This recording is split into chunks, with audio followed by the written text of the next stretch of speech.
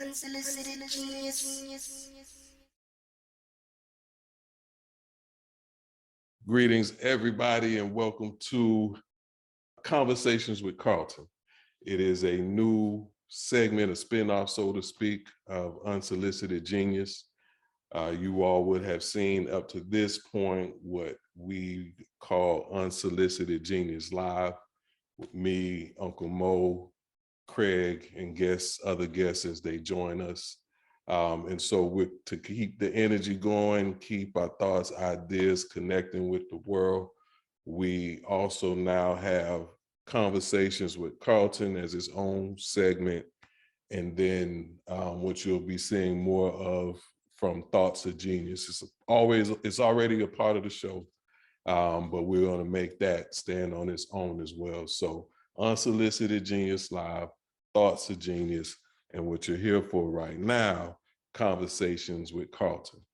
And so I'm proud to say for the first episode of Conversations with Carlton, I have my podcast friends, Natalie Lucas and Akela Renae, joining me. A little history.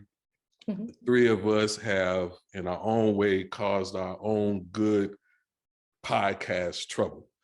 Akela has her own show, give her a chance to talk about that. And we've hopped on and talked about life, love, relationships. We've been on Instagram Live. And wherever you find your podcast is out there. So with that, Akela, I'll start with you. Tell us about you and also what is your life's craft beyond your podcast. Absolutely. Thank you. I'm so happy to be here on Conversations with Carlton. So my name is Akela Renae. I dibble and dabble in a lot of things. So as Carlton mentioned, I have the She, Her, and Me podcast, which, as he said, can be found everywhere. I'm also a realtor in the DFW area. I work in healthcare. But I'd like to say my passion is writing and truly talking to people. So I have a couple of books out that, gets people talking. The last one was pretty controversial, but it was a good thing. But that's how I like to express myself creatively. That's the word. Yeah. Got it. Thank you. Yeah. All right, Natalie, tell us about you and your life's craft. Thank you. First of all, thanks for having us on the inaugural show. I'm so excited. My name is Natalie Lucas, as you mentioned, and I like to say my life craft is connecting people with things. I am in talent acquisition and have been in talent acquisition for 15 years, but outside of, work, it's just been an opportunity I grew up in the Midwest, so, we didn't know a lot about what other opportunities were out there. So if I learn about archery or an engineering job, I just like to kind of connect people with what I know. So. Awesome. And again, I thank you all for joining me. There are no two people that I would rather have join me for this. So for those who don't know, check out Akela's podcast, look for our video, look for us.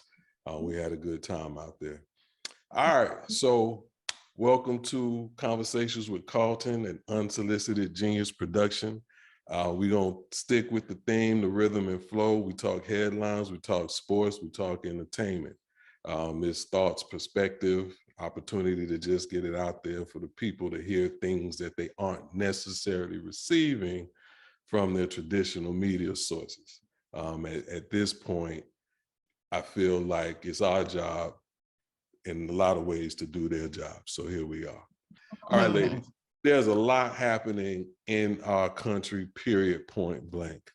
We talk a lot of politics on Unsolicited Genius, but what we don't get to do is really dive into depth about a woman's perspective, a Black woman's perspective, in terms of how you all are seeing and receiving what's happening. We had guests on that articulate things at that time, but today, like many days prior to right now, for whatever reason, abortion is one of those things that continues to just have a mainstay in the political narrative. There are those that will argue it's a distraction, not much that they will do, can do about it. What is will be, but the conservative side uses it as an opportunity to garner more votes. But the themes and the conversations seem to be a little bit different this time. They seem to really suggest that some things can be reversed. So I'll stop talking and ask you all at your choosing, what does the discussion around abortion mean to you today? You want to go first, Natalie? I can, yes. Okay. So I think it's important to highlight what you said, like the Black woman's voice in these conversations, because in this particular instance, with abortion, the abortion topic, I think that's the target, right? The Black woman, and like you said, you can the Black woman's uterus more than anything, but you can call it political, you can call it whatever you want to, but this is a case that was what, almost 50 years old, 73, however many years that is. And in my opinion, it conveniently coincides with the decline in Black women procreating. And so we have this large demographic of single Black women who are choosing not to have children, or for whatever reason, not having children. And so, and I know this is a very extreme kind of opinion, but I do feel like it's an attack on the Black woman's uterus. It's like, y'all want our babies, y'all want you want us for the culture. I think there's an economic piece to it as well. Like, you know, the opposite of population control is like feeling like there's not enough people, you know, being created or whatever. And so birth rates are on a decline, and I think that has a lot to do with it as well. But I personally believe Black women are the mother of Earth in existence. And so to me, and I also believe Eve was a Black woman, and that's why they keep coming for us, trying to get back for her. But I just feel like it's an attack on our uterus, and I just don't think. And I'm a person who does not necessarily not believe in abortion. I shouldn't say believe in abortion. Abortion is a real thing. I would strongly encourage someone not or to consider alternatives, right? Mhm. However, I do believe it's your right. So anyway, that was a lot to say that I don't know why they keep coming for our uterus. Well, you know, it's interesting because again, this round of discussions, for lack of a better description, is different. And one of the things that I've heard is around, you know, white men fearing their decline, meaning, you know, the minority population is growing. Right there. And so this is a means for controlling the woman's womb, the womb of the women that they don't want babies coming from. They don't want more Black babies. They don't want more Hispanic babies. They want white babies born, especially at the rates that they happen. Because I think whether you get in the way, it's inevitable. It's going to happen. You know, at a future state, white people will no longer make up the majority of the American population. Who makes up the rest of how the other portion is divided is to be determined, but at minimum, it won't be white. I think, again, this is me being me, that comes at a place of just acceptance. Accept it, you know, move on, move away, but it is what it is. But in the space of politics and redlining and all the things that they do, this is something that is included in their ultimate strategy. So what are your thoughts, Akela? I would agree with that. And it wasn't until a friend of mine, a guy friend of mine mentioned this to me, but it reminded me of what I learned in high school. So I went to a small private Black school, and I had a teacher in there, and he talked about Frances Cress Welsing and her theory on, I would say, white fear, right?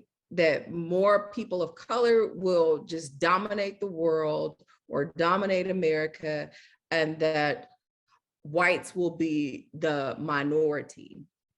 And I've always remembered that. And I asked a friend of mine, I was like, do you remember Mr. Robinson used to talk about this in school? She's like, no, but I do. And I never forgot it. But my friend was saying, this is all about white men making sure that there are more white people left on this earth to continue their population.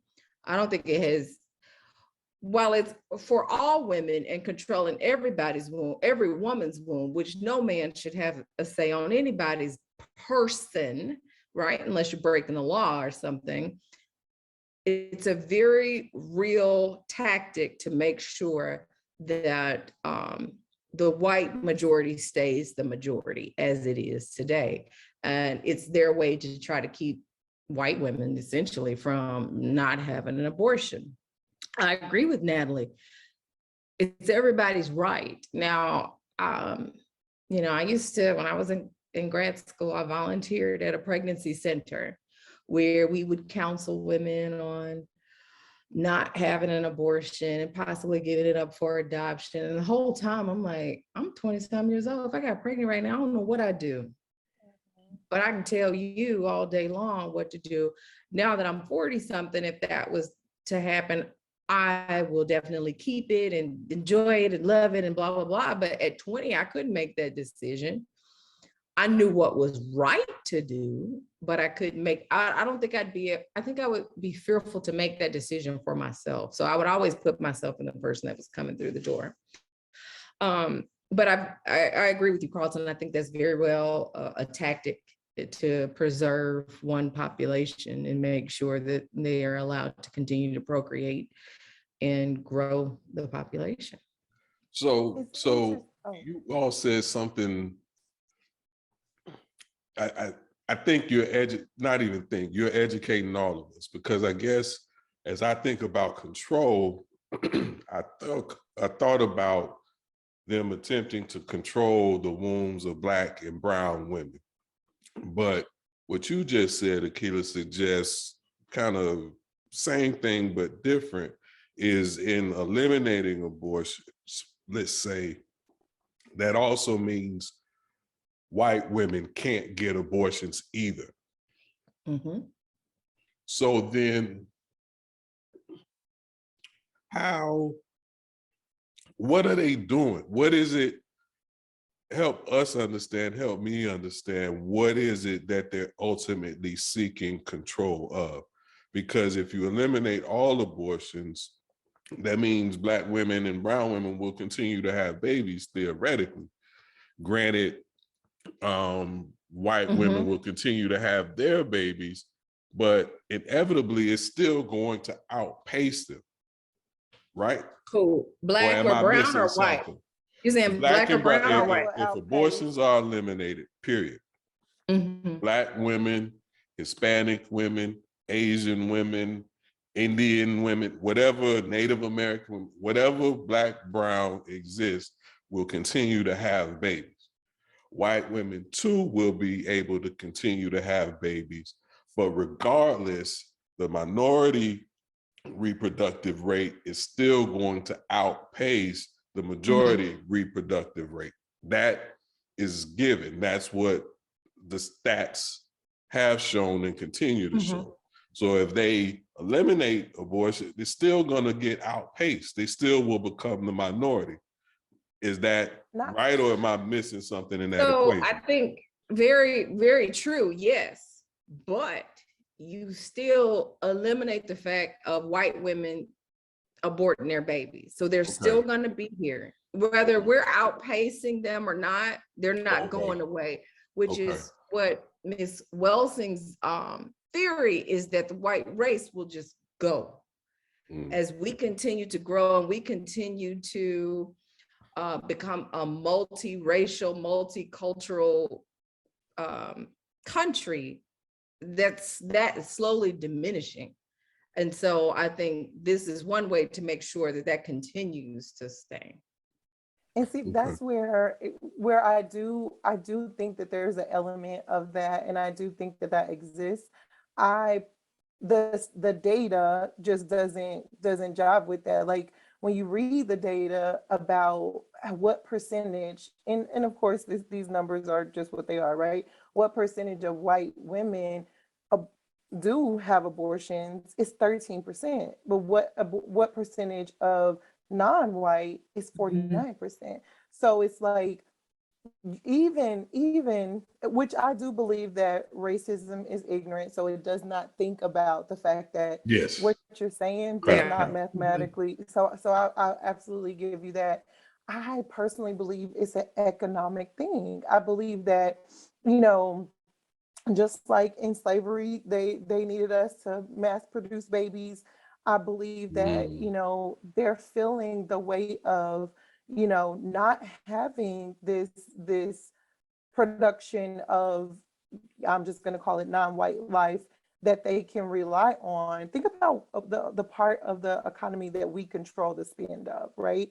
And so I think, to your point, there is a portion of them that feel like, oh no, like we definitely don't want the race eliminated. But I feel like that part of racism is there. I personally feel like they don't have as much power. I think it's the economic part of racism that has the power, right? And the economic part is saying like, no, we need these Black and brown babies to continue our economic But to do flow. what though? But to do what, right? Because in their minds, it's like, okay, you know what? We have these schools districts that are underperforming, and we tax these districts at a heavier rate, and we put a small portion of tax back into those school districts. And what do you think they're doing with the rest of that money? They're putting it in other areas that they wanted. So in their mind, we're not smart enough to understand. And I would venture to say that the groupthink mindset keeps us from coming together to truly push things forward. And so I think in their mind, it's like, we need these babies. We need them, eating. We need them buying Jordans. We need them, doing all of the things that really keep the economy moving. I would argue, when you talk about the ignorance and racism, included with that is probably a belief that they could get these babies into the prison system too, because we know that that's a foundational battery to the economics of the country. So we talk logic, right? I think you two shared eloquently ideas that are out there about this thing. I think there's an effort to try to make sense of it because we're existing in it, we're living in it, and right now our primary tool is voting, which may or may not be effective, or at minimum, we know it's not as effective as it was, 20 years ago. How it is, what it is, how the system is rigged, I think we'll continue to learn. But we try to apply logic, and at the end of the day, racism is predicated on ignorance. So there's a stop point with that. And I bring that up because to attempt to follow some sense of logic, here you have this discussion about pro-life, every baby matters.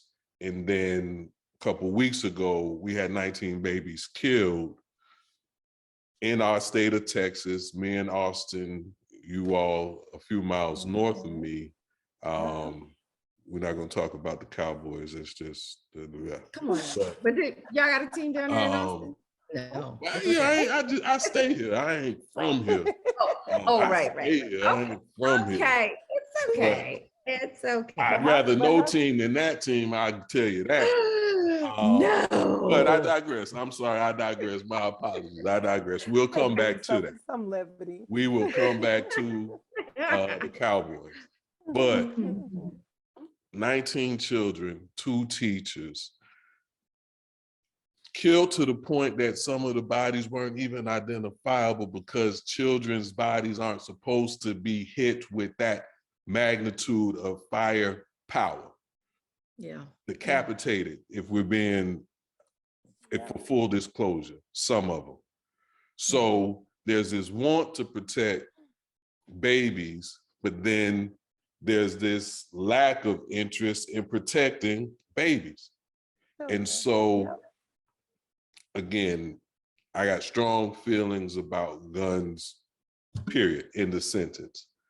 But I open the floor to you. We'll start with you, Natalie, on your perspective when it comes to guns, if you want to share, but at minimum, the gun laws and what we are not doing about them in this country.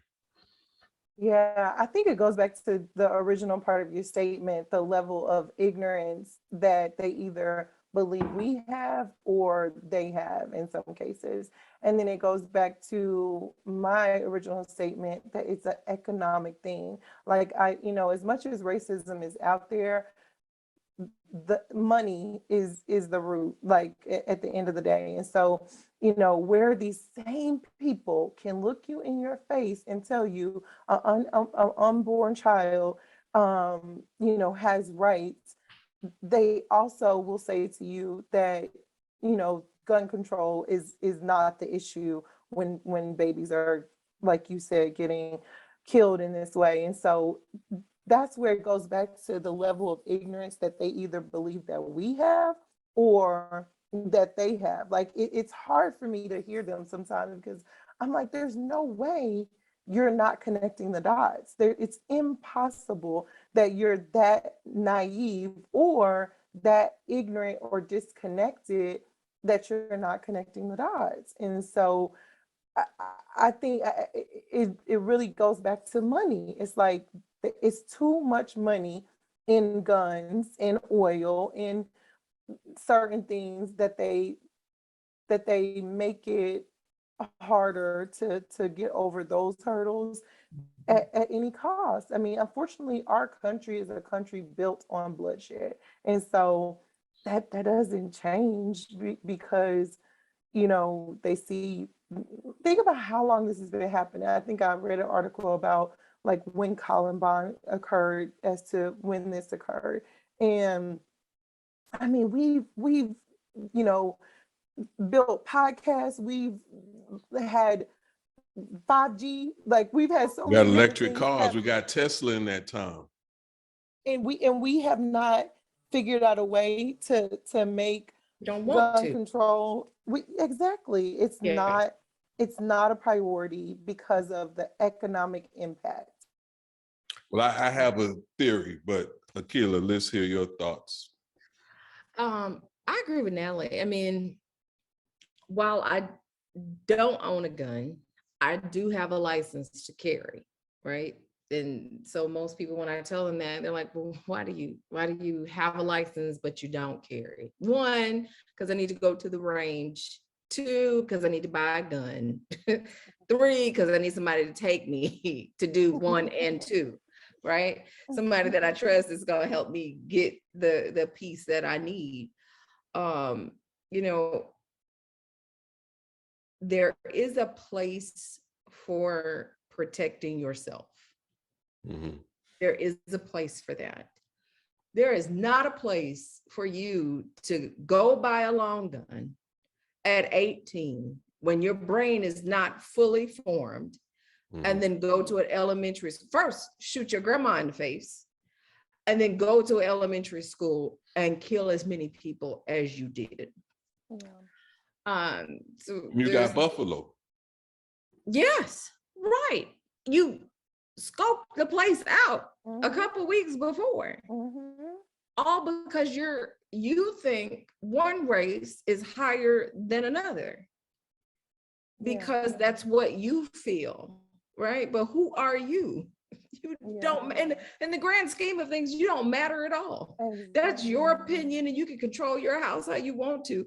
But the minute you step outside your door and want to take on somebody else because you feel that one race is higher, has a higher hierarchy than another, Come on now. Come on. Who And gives you you got right? Tulsa, and you got Miami, Right. and you It's got. perpetual. And you got, Right. It's and you got, perpetual. And absolutely. it's not going to end. And one of my biggest fears was working in healthcare is that somebody's going to come shoot up the hospital. Tell me about it. Biggest Tell them fear. about it, because I'm with you. Tell them about it. Absolutely. It's real. Biggest fear. I mean, yeah, I worked in healthcare. I think, when did John Q come out? Oh, Right? yeah. That was, 90s, I don't was it know. late Now 90s? you gonna come on here and date yourself? My Well, bad. geez. Strike that, right? Last But week. You but came out John last Q week. came out, right? And we were all for Denzel, right? Because his son needed this treatment and blah, blah, blah, blah, blah, blah, blah. But you and me was those administrators. Exactly. Exactly. And you know, I when I lived in Iowa, my office faced the front. So, and we ended up moving our ER to the front of the hospital. And I could see people coming in all day going to the ER. And that was one of my biggest fears, that somebody would come in through that ER and just shoot up everything. And I would see them. I would be the first one to see them, because I got a wall full of windows and I could see, and then I'm out of here. I don't know about the rest of y'all. But then we just had that in Oklahoma 2 weeks ago or a week ago. And then it happened again in California last week. And so now everybody where I am is scrambling, like, what are we going to do? How are we going to protect ourselves? Because the minute a patient is mad at a doctor, and I get it all the time, I talk to patients all day long that are upset with how somebody treated them, what the doctor said, how much time the doctor spent with them, to the, you know, you never know where that's going to go. I'm sorry, I got off on a tangent. No, you good. I don't think there is Take a your time. place. I don't think there is a place for long guns. I mean, I know people that have them. What are you gonna do? Are you really going to the Midwest to go shoot deer? Really? And Or what bear? deer needs to be shot with that type of, like, I grew up in the Midwest and it was a lot of guns, like, but not in what world? And that's what I think to myself all the time when these people are coming. The Kyle situation after, Rittenhouse. yes. In Right, what right. world does this person, and whoever sells it to this person, in what world does it make sense? Like, what do you say in your mind? Like, oh, he might need this for what? For what? At 18, at 17, what does he need it for? And even if it's hunting, you literally have to have a license, a permit, whatever to do this hunting. You have to have a license to go fishing.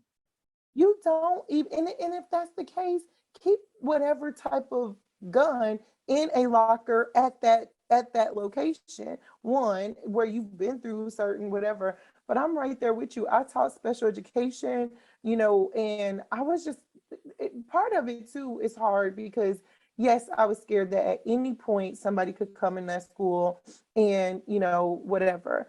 But also teaching special education and talking to these children in their mental kind of states, and no one caring, or no one, I shouldn't say caring, there were people who cared, but it was more about, hey, Natalie, we just need to get these people pushed through, and, you know, no, like, these kids have real pervasive development disorder. Like, they have disassociative, like, thought processes that keeps them from understanding that what you're doing does not make sense. Like you said, like, one, you don't have the right to decide whose race is superior, one, but then two, ultimately you're not changing whatever your end goal was, right? Like in this case with the kid in Texas, your end goal based off of your messages was just like people not valuing you, or people not taking you seriously, overlooking you, teasing you from what you have.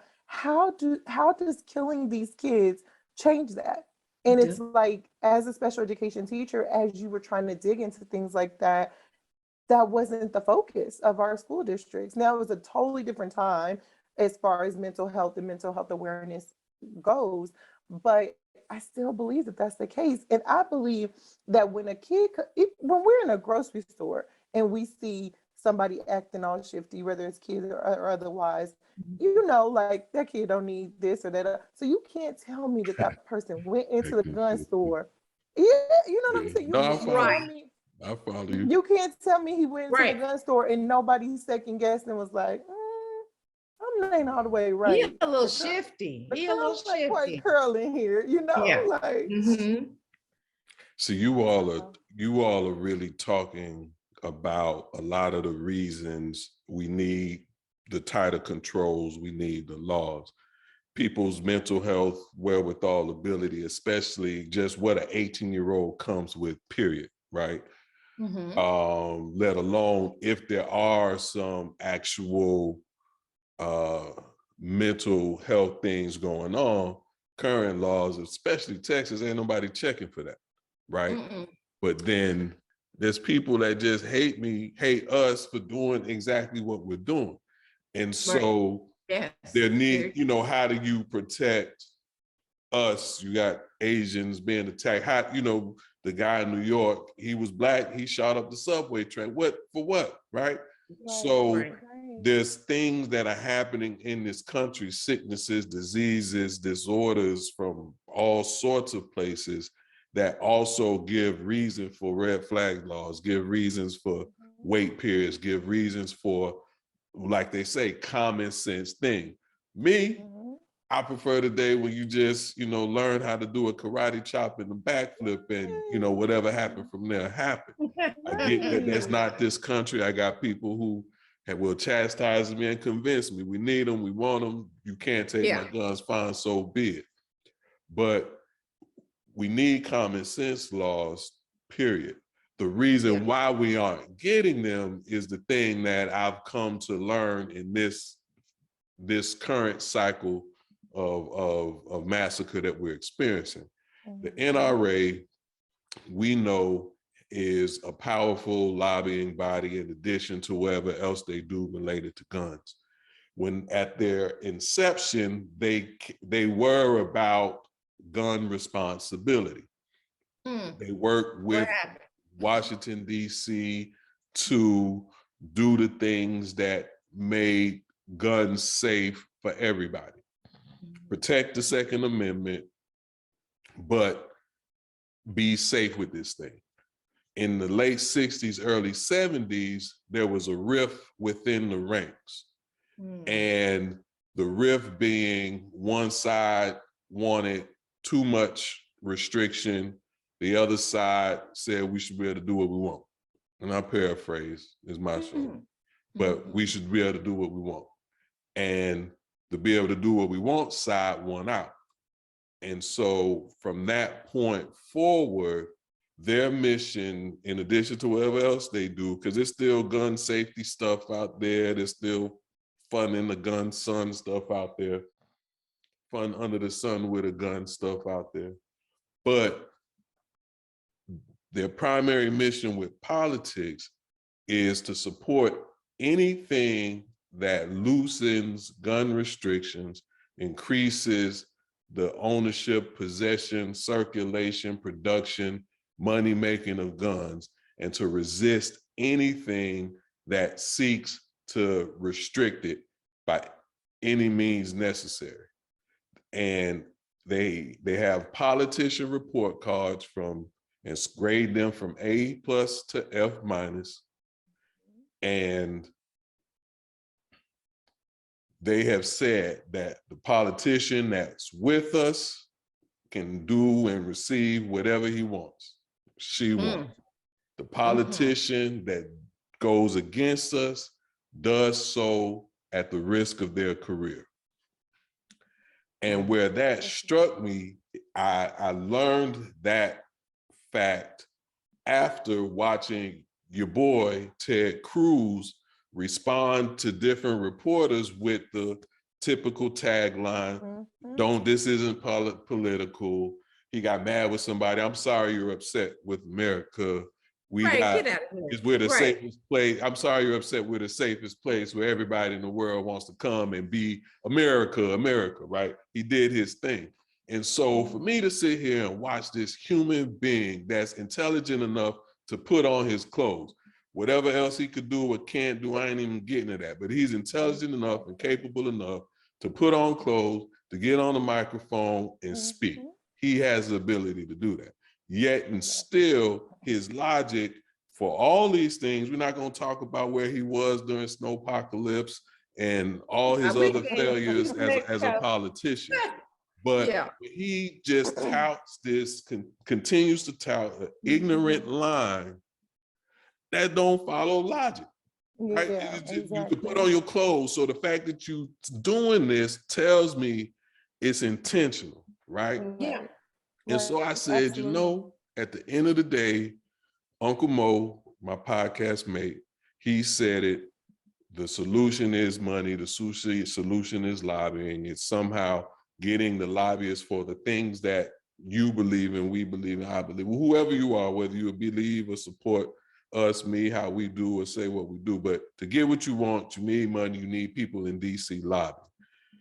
So for me, for the NRA's power to be such that they had this whole party, all these people touting this thing predicated on their mission and principles. If it's for it, we're for it. If it seeks to limit in any fashion or form, so do so at the risk of your career. All these people are financially tied. It's like, I don't know what horror, what science fiction horror where they just stick the tentacles in, you can't go nowhere. It's like they stuck. And who knows what they risk if they do the best thing. You know, we say the right thing, but we just say the best thing. Raise the age to 21. Who knows what happened if they do that? And to me, Ted Cruz, Governor Abbott, they look like scared men. And they conduct themselves in the leadership role predicated on what they fear losing. And that takes precedent over the babies. Absolutely. And everyday life. I think you're absolutely right. You can tell just by the comments. What's this? I was looking for this guy's name. I don't know. He's a brother out of Florida who's clearly been bought. DeSantos, you talking about the governor? No, black guy. Clearly been bought. I know who you're talking about. He's always at like all the little meetings. I think his last name is Murphy. I'm not sure, but clearly been bought on supporting gun rights. And then while I was watching the hearing yesterday, and they had this mother on there who had lost her son, I'm like, how much did they pay you to read the statement about it's not about gun control? It was a Black woman. It's not about gun control. But I will say this, and I get this, I listen to Joe Madison in the morning, and he quotes this guy as saying this: there are no permanent enemies and no permanent friends, only permanent interests. And that's how they continue to ride or die for each other. It don't matter. It don't matter if I have logic enough to dress myself every day. My permanent interest, which is my pocketbook, says I need to say this, this, and this, so I can get paid, so I can take my family to Mexico when the rest of my state is cold. Yeah, right. When the rest of my state is dying from Snowmageddon, I need to do whatever I need to do. Yeah. People died in that. Now I'm gonna ask y'all this: two questions. Red flag laws. What do you really think they will be pervasive? If I can still go to a gun show, you don't know me, you don't know my background, you don't know I flipped out on my mama last week, or you don't know that I threatened I'm gonna shoot up the school 2 months ago. I can still go to will red flag laws still allow me to go to a gun show and purchase a gun? Because how would you know those things? Natalie? I think, and I don't know this, that was something I'll have to do research on, but I think when purchasing guns at a gun show, well, before you would have to have like a permit or what is it called? Like right to whatever. So I think if they did put those things into place, then yes, they would have to take it to the next level and say, like, even at a gun show, like in order for you to, just like you got a CID to sell, you know, cigarettes and liquor, you would have to do that. I personally don't think that that initiative will get pushed forward, unfortunately, for all of the reasons that you guys mentioned. But also, the age is not going to change, because what it would mean is then at 18 people can't enter the army, right? Like then you can't. They would have to figure out like some way to justify that as well. And so I don't know. It's just I don't think I really answered your question, but I think what No, I it's okay. Because wanted it's more of there's a loophole now with some of those Mhm. things. And Right. so will that loophole continue to happen even with the red flag laws? Now it did pass the House today. But you know, it goes on to Senate and we'll see what happens. The But senator said it's already dead. So, but I yes. think, you know, my thing to attach to the red flag laws is basically mental health, which again, in the conservative Republican spiel, that's what they go. We don't need gun control. We need better mental health, which is also a true statement, which fortunately is kind of the part of the mind game. Such a true, you know, match mislead them with the truth. And so mental health resources are needed. Texas cut them. all day long. Texas 50th in the nation. So again, Governor Abbott, get it together. But the mental health is needed, yes. Anybody who kills another person, murders another person, there is a mental health component that needs addressing. Something wrong, something extreme, something clinical, medication, you know, that's case by case. But yes, something's wrong if you willing and wanting to murder somebody else. But knowing somebody's mental health status, putting that responsibility on the parent to make a phone call, make them go see a doctor, commit them to some facility, prevent them from getting out in society, make them go seek counseling, make them go to therapy. People don't do it now.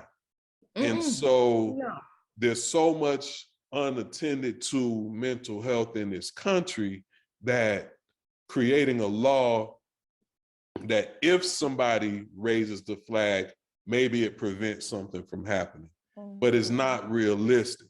We should have mental health resources. There should be better mental health everywhere throughout the country. There should be better access. It should be more affordable.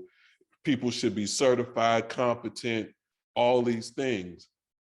And we need gun control so that if there is a failure in the system, the two sides don't meet. Agree. But we're proposing, they're going to put it in the responsibility of the state to figure out what they want to do with the money. Maybe they do some, maybe they don't, right? That's what they're saying. So at the end of the day, mental health will probably still be sparse, under-resourced, underutilized, and we will still not have common sense gun laws. So at this juncture, based on history, what we're seeing is much ado about nothing. It's going to be a lot of talk, a lot of emotion, a lot of hurt, pain, fear. I'm a father. The last day of schools, the last few days of school for my son was intense. I'm sure. Emotional. So we just gonna, you know, what they're saying, what we've done, the people that are in office right now are saying, y'all just gonna have to continue to deal with it. That's who we are and where we are.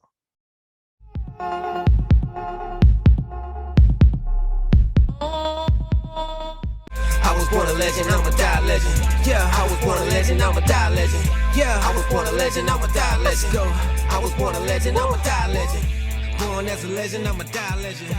Worldwide, everybody know me. They can make a movie about it.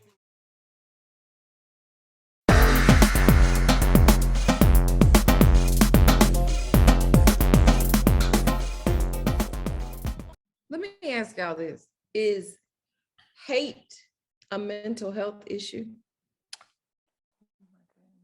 That's such a, I sorry, you go, think if Carlton. you at the foundation of the word, no. And you know, we got a lot more stuff to talk about, but in our I know, history I put together, it in we there, talked but yeah. about relationships and things like that. And so we'll get into some of that later. But at the end, the way I look at it, and this me, people could debate, but you know, love, hate, their feelings, emotions, actions, but also a category. And so it's a love behavior, a love emotion, a love statement. Did you do it with love? And under hate, well, really, I say it different. It's not so much hate is the category. Hate is under fear. Fear is the higher level. Hate is a byproduct of fear.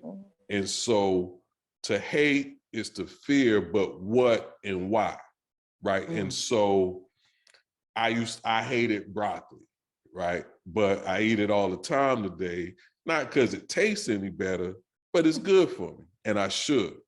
And so was it mental health that I hated broccoli? No, it was a feeling that I was dealing with, right? And so I think when you hate someone or something predicated on what they look like or what they do, it's founded in ignorance, but where is the fear? And I think there's some who, when we talk about race relations, may clutch their purse, look the other way, make racist comments, racist jokes that's based in the fear, based in the hate, but it's not psychotic. I think there is, though, a version of hate when you think about the KKK, when you think about people who are convinced that Black people are less intelligent, less worthy, less deserving of being on this earth, and that white people are all things that God intended humanity to be, and we're, if your skin is dark or brown or you speak another language, you're an abomination. Something's wrong there. If you're convinced that that's reality. Okay. Yeah. And I think it goes to, like, to your point, I think it is, you know, acting out of fear and acting out of love. But I also think that we throw these terms, hate and love, around so loosely that that's what makes it hard to get to the root of it, right? So it's like, in my opinion, hate in and of its essence is a mental disconnection, and thus, like you said, could become an extreme situation where, yes, that is a mental illness. Because to hate anything or to obsess, and I think that's where the difference with like love and hate is, like, okay, fear is one thing, but obsessing, whether it be love or hate, that's where the mental disconnection comes. Yes. Right? It's like, yeah, like you said with broccoli, like as a kid, I wouldn't eat anything green. Now, had I had the right words in my life at that time, I probably wouldn't have said hate, right? It's no reason for me to hate broccoli or peas or whatever, but there was a strong disdain or a strong disconnection with what it was and what my memory of it was, right? And so I think that's where the disconnection or the I think so many people have tried to get away from this, like racism is a mental illness, because of the fact that we feel like that is only giving people a right to be racist under this guise of now, you know, whatever. But in my opinion, and I even say this to my girls when they're like obsessing over a dude or vice versa, I'm like you got to get your head checked, because at some point the reality is not present anymore. Like you're Yeah. obsessing over this thing that Mm. for 6 years you told me wasn't a good thing, you know, and now that it's gone, you're wanting to go bust windows, or you're wanting to go do whatever, you know. It's like that's a disconnection. Yeah. That's a mental, whatever you want to call it, break or whatever. So in my opinion, the extremity of those things, be it fear, be it obsession, are where the mental part comes in. No, and you know, you talk about the way we word things, this vocabulary. What does it really mean? Did I hate broccoli, or did I just have a disdain for the bitterness that some people taste? Because I learned nutrition major. Some people don't taste certain chemicals. So if you taste it, you're not gonna like it. If you don't taste it, you're gonna love it. So, you know, it is word choice and meaning. And even with that, what I would say is, what is mental health, right? We all have mental, we all have minds, we all have brains, we all think. I'm inclined to believe, I'm biased, I'm a life coach, that we all need a touch up at some point. And there's a reason every one of us would benefit from talking to a professional about what's going on in our lives. Because anything, parenting, husband and wifing, athletes, you know, they talked about LeBron James for his early years and his mental health, his ability to be a champion. You know, we benefit from talking to somebody, having blind spots pointed out, having perspective offered to us. Our friends do it, our confidants do it, our parents do it, people who love us do it. The reality is they aren't professionals. And so oftentimes they're telling us things predicated on their own experience. So when you get somebody certified, somebody trained, somebody who knows how to repeat your words back to you to be digested versus giving you the answer, letting you see the picture so that you can decide for yourself, we all benefit from it. And that ultimately is mental health. And I would argue that if the shooter in Uvalde, if somebody had gotten to him sooner, he found some source to talk to sooner, it wouldn't have gone to that extreme. The shooter in Buffalo, if somebody had intervened and stopped him from receiving the poison that he was receiving, it wouldn't have happened. And so all of that is mental health, but Ted Cruz going to help us solve that? Absolutely not. Absolutely No not. and never. Absolutely No not. and never. And the reason Texas going to lead the way in no, solving and that? I'm from Texas, born and raised, and my answer is no. And the reason why I think brought they'll that be up, as successful as the Cowboys are. Sorry. hold on, wait a minute. The only reason why I brought that up is because I struggle with that when I'm hearing mental health thrown out as a reason, right? I'm like, no, he hated Black people. No, it's different than that. And both of you offered a very good answer to help me when I'm listening to talk radio on my way to work. And I'm like, no, there's two different things. So I appreciate you going down that road. To I think justice should be served. You know, I'm not versed enough in how, you know, in the court of law, when people claim mental health versus the full justice being applied. I'm not versed enough in who gets it and who doesn't. There's probably bureaucracy, politics, disenfranchisement in that space too. But I believe what he did, he should face justice to the full extent of the law, and everybody who helped to facilitate him doing that should also face the same charges.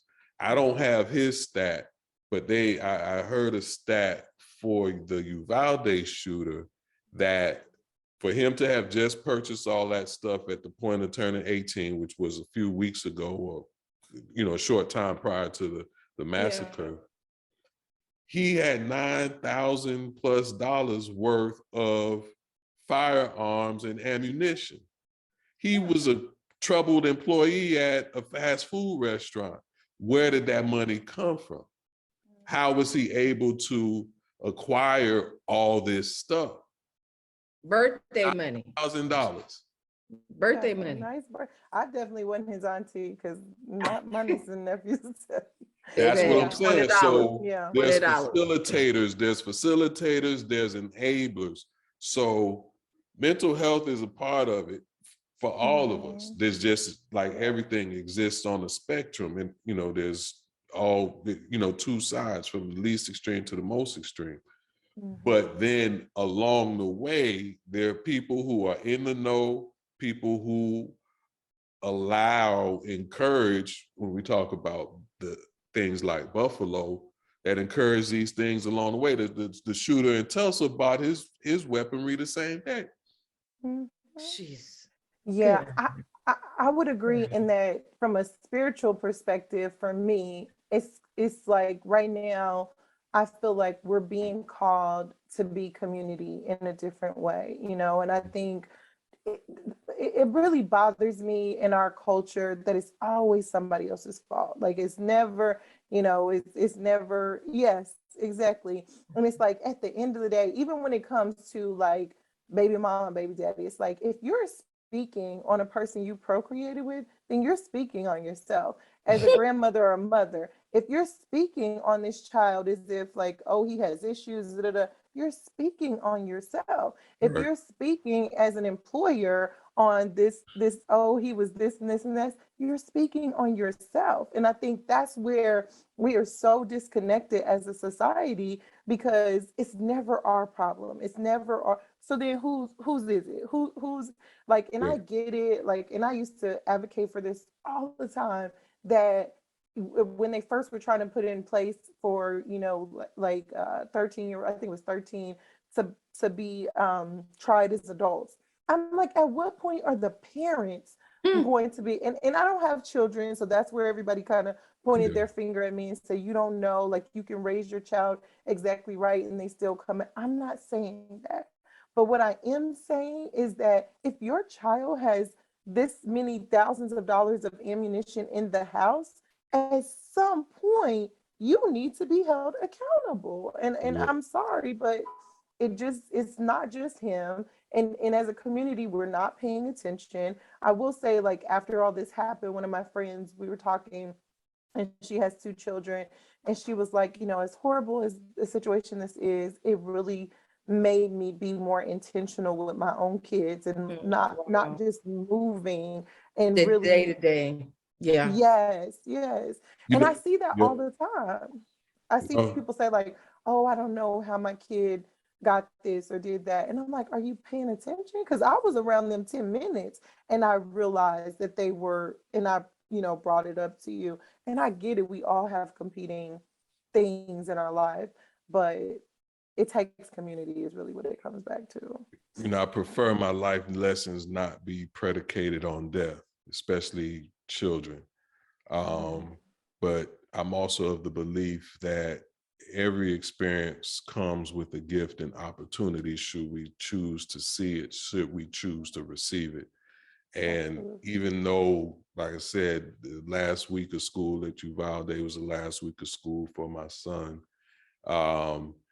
there were those last 3 days, 3.5 days that he had after the shooting occurred. I was shook, and in a lot of ways, I didn't even realize. For him to message me in school, it was like, oh, okay, it's noon, nothing happened yet. To get to school to pick him up, it's like he here. It's like we sitting in this parking lot waiting, in the pickup line. If they wanted us, we all here sitting ducks, where I'm gonna go, where I'm gonna run. And then the last day was a half day, and it was like, Lord, baby Jesus, please, let's just get it, go home. And at the end of the day, right, we got a school, we had a church, we had a grocery store, we had a hospital, we had a highway out in LA, all in the last couple of weeks. So nowhere are we safe from the vitriol and guns, really. But again, the vulnerability of all the children, the frequency at which the children are targeted, whether it be adults like Parkland or children, adults, they're choosing to target the children. Mhm. And So why? And Sorry. why? I know well, it's that's wrong, just it. but why? I don't know that we can get to the why beyond the fact that hurt people hurt people. They talk about guns don't kill Yeah. people, people kill people. Be on whatever side of Yeah. that perspective that you want. We also know that hurt people hurt people. And so Yeah. the suicide rates, they talk about what really happens with guns. Suicides are going up, have gone up. The people who are committing suicides, there are all type of stats and facts about things that happen that don't have to happen as a result of guns.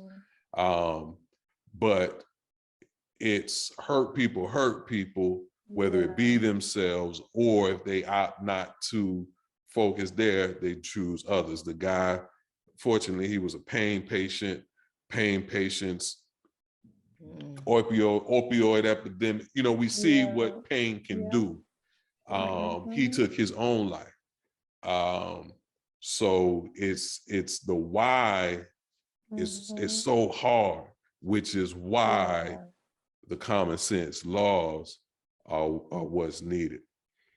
All right, so we're gonna pause there. We're gonna take a break and we'll be right back.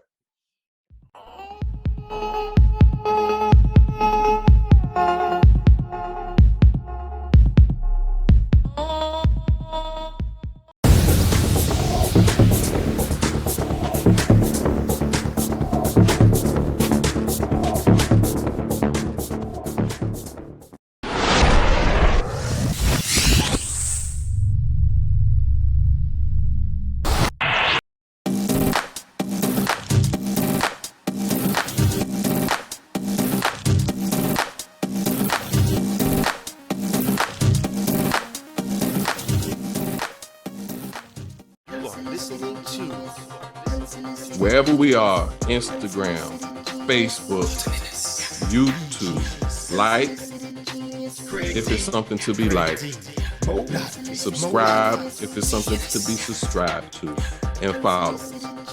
That's how we grow our reach, it's how we grow our brand.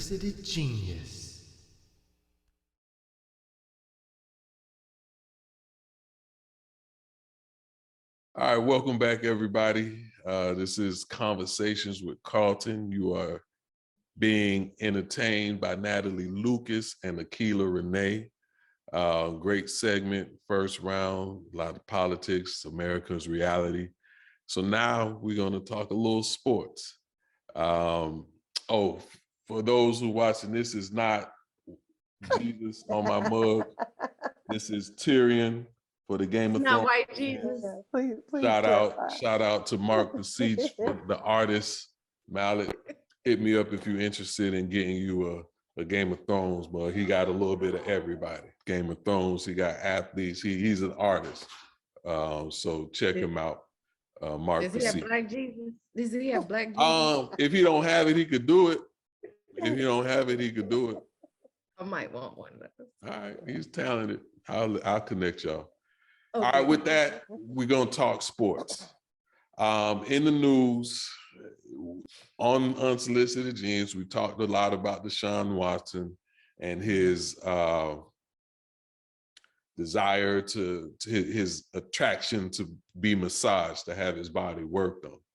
Talked about the quantity, the ridiculousness of it, but now that he is with a new team, huge contract, Cleveland football will be relying on his skill. I think there's still a question about whether or not, let me say it differently. The NFL is still doing their investigation. Will he, won't he be suspended? And so in that time, since he's been signed, it has been revealed that he has sought massage therapy from 66 women. None criminal, no criminal charges. Not all 66 are involved in the civil suit. It's also been determined that the Houston Texans provided him with the non-disclosure agreement that he provided to most, if not all, of these women. And so what I want to pose to the two of you is the idea that you have this sexual misbehavior, misconduct that criminally won't be going anywhere. And when it comes to the world of sports, collectively, it's as if we, the fans, the NFL, are wanting to put it all behind us, put it all behind them, so he can get out on the field and ball.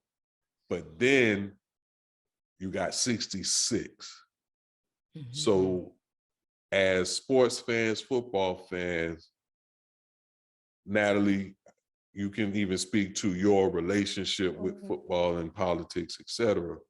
But where does this sit for you all when you hear sexual misbehavior, potentially a sexual predator, with so many efforts, forces trying to get it as far underneath the rug as they can so we can all pretend to move on? I'm gonna tell you, when I first heard the story, I was like, okay, Houston Texans, this is a conspiracy theory. Y'all are trying to bash this guy because he don't want to play for y'all, right? And then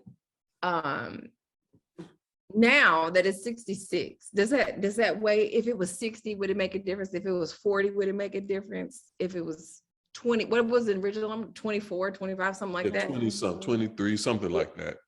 Like, does an additional 40 plus more women make a difference?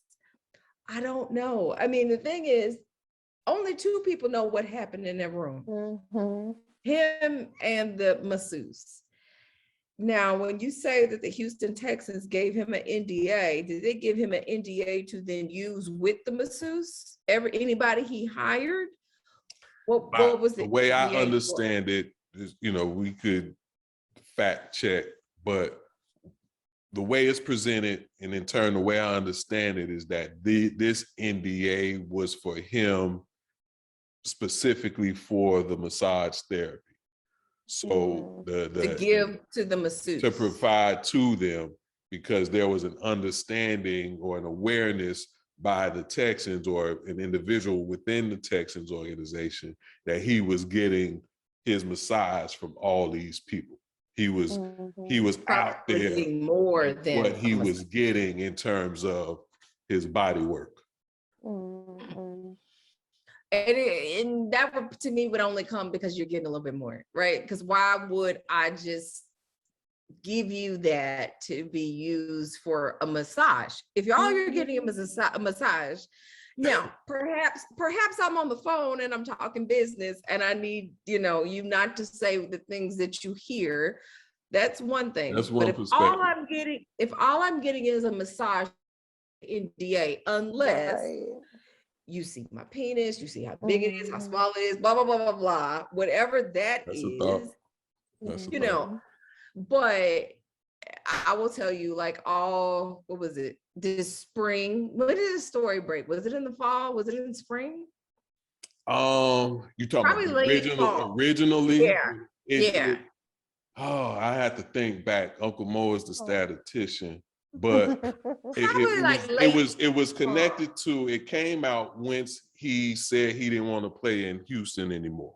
So he didn't play any of the 2021, 2022 season. So I'm inclined to think somewhere between during or toward the end of last season and or the off season last year, 2021, that this started to come out. I just, like I said, that my first thoughts were, okay, girl, you're trying to get some money. Okay, girl, you've been paid by the Texans. Right. Okay, but now it's like, so it's, the numbers are at a point where you cannot turn a blind eye to it anymore, right? Although we can, because the Cowboys will accept any and all misfits that there are. No lie. I mean, it's proven fact. We accept the misfits. But it's questionable. It really is. I think, like I said, when it was 20-some women, I'm like, Somebody likes to get a little kinky with the massage, Right. Yeah, but Yeah. and now all of these is like, is it a money thing? Mhm. But if Well, there it's are no all criminal civil charges, suit. So it's if they're involved just in the money. civil suit, there's money at the Right. end of the yellow brick road. If it And I'm not goes gonna up. lie, my first thought was, who's paying y'all to put these cases forward? And that's so sad because I'm a woman, right? Yeah. But to me, it's so many. Did y'all all get together? Did y'all have a meeting? What is it? I don't know. How is it all of a sudden? I don't Right. know. I think it goes back for me to just this accountability factor again, right? Like if as a team you saw this peculiar behavior, you took enough interest to make sure that there was an NDA, then how at no point did you say like, hey, yo, you might want to get some counseling for this? Or you, like Right. something's There you going go, on. mental health, right? Throw the ball. Just shut up and throw the Yeah. ball. That's all we want you to do. We're gonna give you everything that we need you to keep you on the field so you can shut up and throw the ball. Yeah. And I think that's what is alarming, is that people are finding new ways to be sexual predators. And so I think, to your point, Akela, it is this line where we've been so jaded in our society of these like things where people come to a consensus and say, let's all get together and lie. Whether it be Michael Jackson, Bill Cosby, now him, there's Trey whether you think it's Songz. Trey Songz, yeah, whether you think it's rooted, whatever. But I think, a lot of times, and unfortunately this is more in our culture than anywhere, the appearance of evil is what gets you outcast. And I think anybody else saying like, oh, I've had 66 masseuse, right? Like whatever profession or whatever. Like, I mean, honestly, in my life, I probably had like 30 different people do a massage, right? We In a not lifetime. we not millionaire NFL professional athletes. If I got the right one, yeah, that's what a lot of the professional athletes say. I've had, one particular said in his, multi-year career, he had 5 people touch his body. LeBron James has spent millions of dollars invested in his body.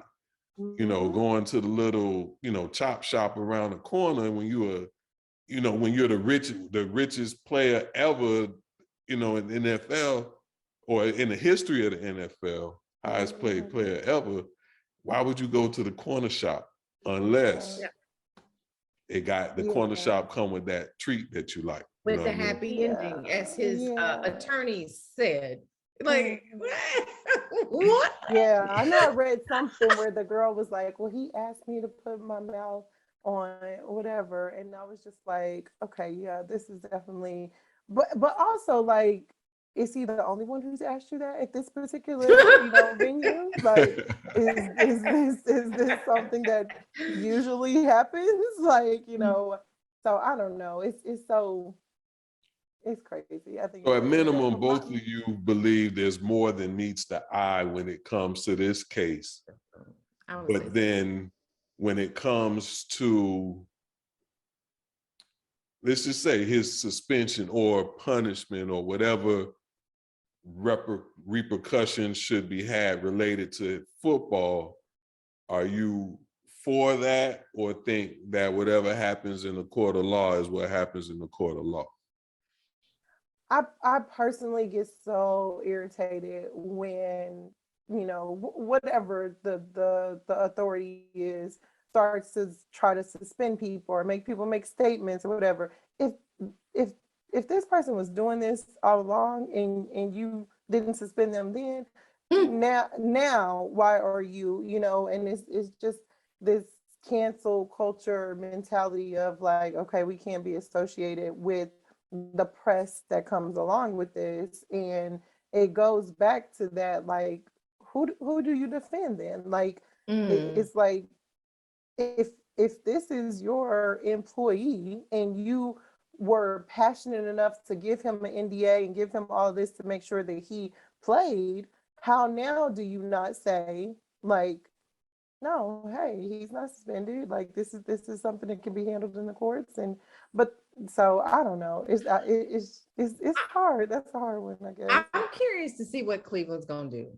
I mean, because you accepted him on your team knowing all this stuff, and now more has come out. So Right. what are you really going to do? Say, oh no, we don't want you to play this season. Right. Get out of here. Please. Yeah. You know that's the last Pay all thing that that they money. want to do, because Baker Right. out. Baker Right. gone. He's so far up in his feelings. He didn't even come to the little camp his high school do. My son participated in the camp associated with the high school Baker went to. And one of the selling points is Baker, people like Baker. Oh, sure. Baker, Sure. Baker didn't come. He wasn't coming. Um, but I guess for me, I feel I have mixed feelings about it all when it comes to who should do what when, because you have a situation like Ray Rice where no charges were filed. He knocked his wife out in the elevator and his career was over. I'm not suggesting he shouldn't or should not have lost his career. It's just looking at what the law said, what happened on the field or with the team or with the league. Colin Kaepernick took a knee, cost him his career. And so DeSean Watson, at minimum, there is a mental, emotional health opportunity. Yeah. At minimum. Yeah. Is it extreme? Yeah. Is it if 66 massage therapists is true, and he had them sign NDAs, and that's true, there's an opportunity for him to talk to somebody about this. Yeah. Now, hold on, hear me out. Yeah, Talk to somebody about this. Now, is he a predator? Is he sick in the head? Is he all these other things? I don't know. Beyond that, they didn't want to bring charges. Something said, the law said we are not bringing charges for any of this. Now, they want to sue for money that was within their right, go ahead and pursue it. So for me, it doesn't seem equitable. There's something out here that just, it stinks. It doesn't look right. It doesn't smell right. But yet he's been rewarded with more money and everybody can't wait to see him. But Ray Rice's career got cut short. Colin Kaepernick, maybe the Raiders give him a chance, but at minimum it's been 5 years and he simply took a knee. So for me, there's something wrong in there. And as much as I like to be solution oriented in these conversations, that's not something that I have clarity on. Like, I don't know how you create that equity with that. DeSean Watson was not convicted of a crime, but neither was Ray Rice. Nor Colin Kaepernick for that. Correct. Yeah. My thing is this: if you are a sexual predator, right? If that's what it is, but I guess that's a mental thing, because if you wanted sex, if you wanted somebody to put their mouth on you, why not just go pay a sex worker to go do that? Well, she can feel like she's massaging you too. But that's the question. That's the opportunity. Pay it, and it's a transaction, and we move on. Right. I think that's the part, that's the mental part, right? Because in your right mind, with this level of notoriety, money, or whatever, you would pursue a different pathway that's less culpable, so to speak, right? So that's the part that there is some mental disconnect, because if it was truly just about getting head, just to be, vulgar, then there's a lot of ways you could have did that. I mean, Houston. So much Houston got spots. Just listen to a UGK album; they'll tell you where to go. Yeah. Honestly, some of these places might be where UGK said to go. So, and that might be part of the problem. That might be why there's no criminal, whatever, because of the fact that it's like, come on, dog. Like you got 15 other people that said that you did do it, right? Like so I don't know. There's definitely opportunity, and I'm like you, where I tote the line sometime, but as a person who's been an NFL or used to be an avid NFL supporter, like they lost me after Michael Vick's situation, and not even that was on them necessarily, but just to me, you rock with a person that you rock with, right? And it's like, unless it is a situation where it is, you clearly see that this person, is causing hurt, like Ray Rice or whatever, then I could see you disassociating. But, and you could say what you ever want to say about dogs versus people and what. But I think the NFL just does. And I have to remember, it's an economic institution at the end of the day. There you go. It's economic institution. It's their money. They can do what they want. Yeah. And they're gonna do what's best for them. Like you'll hear everybody who's interviewed in the Michael Vick situation say that they did not want to, that Michael Vick was a good person and they did not want to have him, however, or have him, off the team, or obviously he went to jail. But they also said like there was too much to lose. Like people love dogs more than they love people. A black man. Exactly. True statement. And I lived in Philadelphia at the time, and I remember going to this strip club to watch a fight, because it was nowhere else we could watch the fight. So we went there, and on the sign it said, "No Michael Vick jerseys allowed." And I was like, are you kidding me? In the strip club? I was like, you know what? Let me turn this on back around. And everybody I was with was like, "We're not going." No, I'm not going in there. That's stupid. Like, you have the nerve to tell me that and this was years after the fact. So you have the nerve to tell me I can't wear a Michael Vick jersey, but I could. But I can wear Terrell Owens. With his pride, like, come on. I can watch people take off. T.O. still playing. T.O. still out there doing the thing. He in one of them, minor off-spin NFL leagues. That's my quarterback. Y'all gonna stop talking about my quarterback. He was a Cowboy. That happened. That was about Tony Romo. Yeah. You know what I mean? So he shouldn't have been crying about. Okay, but nevertheless. Right. Good old Romo. All right, so DeSean Watson, suffice to say, is complex. Natalie, you said you don't rock with the NFL. I think, I appreciate you sharing that, because I don't know many people who once were, who aren't connected to Michael Vick. A lot of feelings, perspectives, and emotions related to Vick. But, most I know started with Kaepernick. So I think it's interesting for you. It started with Vick, all connected, I believe. So thank you for sharing that. You do, however, watch the NBA. You have a team. Before we talk about your team, are you all keeping up with the playoffs? Yes. I didn't watch the game last night. I'm like, who Mavericks aren't in it? Just tell me who won, whatever. It's so okay. Full disclosure, you all's teams is the Dallas Mavericks. Your team lost in the same round that my team lost in. And last night's game was the first game that I decided that I would care about. Well, it's only been two, but I didn't think I would care. First game, I was like, whatever. I was deep in my feelings. But it's NBA. We close to the real off season in terms of all is on is baseball and other sports. I get golf a few weekends, but it is not the same as football, basketball happening. So I said, let me just soak it in while I can. Natalie, have you been watching? Yeah, so I probably was better when the Mavericks were playing about watching it. And honestly, the Mavericks aren't my team in as far as like growing up. Growing up, the Bulls were my team. But I live here. I love the energy and I love Jason Kidd. So it was just one of those things. And I like Luka too. So I like Luka. And Dirk was my boy too. Dirk beat my heat. I can't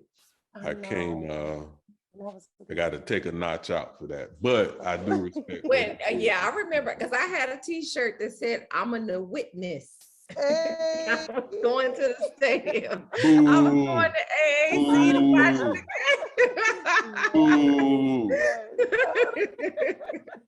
It's funny, my uncle is a big Heat fan, and he was just hoping. He was like, "Man, I can't wait till we face off NBA." I'm like, you're gonna be waiting a long time, bro. I have a good friend here. We would have gone to Dallas Heat in Dallas had both teams made it. We got closer than y'all did, but needless to say, we didn't look great. It is what the best teams are playing each other. I really thought Golden State would run away with it, but it's definitely a series, and I hope for a game 7 just for the entertainment value. But Boston not playing with them boys. They are not playing with. I'm rooting for Boston. And as I see them, I'm like, I think when I was in high school, like my favorite colors were purple and green. And I think I wanted a Celtics jersey just because it was green. Yeah. I could care less about anything else about the team. Right? But I am rooting for the Celtics to win just because, and I like the Warriors, but because they whooped up on us, it's kind of sad and embarrassing just a little bit. Yeah, so I'm rooting for them. I think like Carlton mentioned, like this season has just been a fun one, right? Like I think the past 2 years I will say, but I think overall sports kind of took this political whatever, and so it just wasn't fun for me since like early 2000s or like it was in the 90s or whatever. But when the Cowboys won the Super Bowl. Yeah, was that the 90s or 80s? When we was in Natalie. Oh my gosh. Elementary school is what you said. I remember, hold on, I was in Tampa because my family loved the Chiefs. I'm from Kansas City. I was in Tampa. We went to the NFL experience and we walking around this exhibit that has all the Super Bowl rings. And I'm recording and I'm like, I sent my friend Veronica, I was like, yo, it's only like 2 Cowboys rings in here. What y'all be so proud about? Like, Hater. Because we are America's team. We're the #1 selling franchise team on everything. Don't worry about it. Don't worry about it. Jerry know what he's doing. Now that's one thing I do have respect. He does. For. He knows what he's doing. I'm like, this is the most losing team to be. Wait a minute.